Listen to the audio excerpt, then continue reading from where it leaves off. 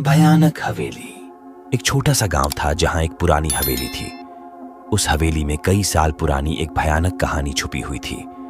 इस कहानी के कारण गांव के लोगों के मन में हवेली से डर का भूत बस गया था। कोई भी उस हवेली के करीब नहीं जाना चाहता था। एक दिन गांव में एक नया परिवार आया।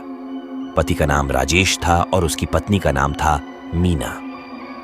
वे दोनों ने गांव में एक नए घर के लिए जमीन खरीदी थी, पर जब उन्हें पता चला कि उनके बजट में हवेली ही फिट हो सकती है तो वे वहां शिफ्ट हो गए।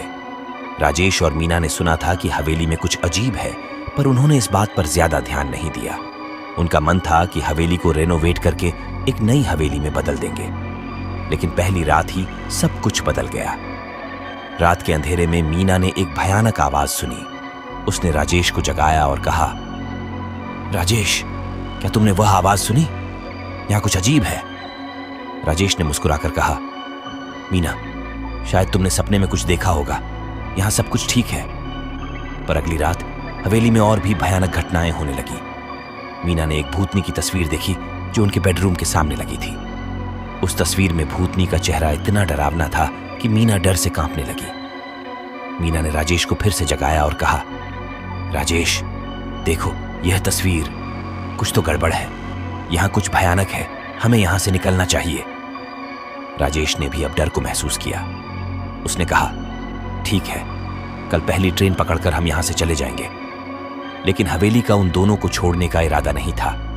उस रात जब दोनों सो रहे थे, उन्हें एक भयानक आवाज ने जगाया। तुम लोग कहां जा रहे हो? यहां का राज अभी खुलना बाकी है। राजेश और मीना डर से कांपने लगे। उन्होंने आवाज से पूछा, कौन हो तुम?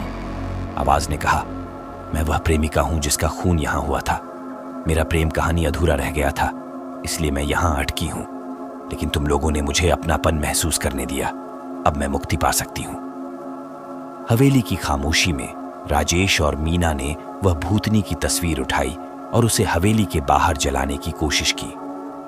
तस्वीर जलते ही हवेली की महफिल से एक भयानक चीख निकली जो गांव में गूंज उठी।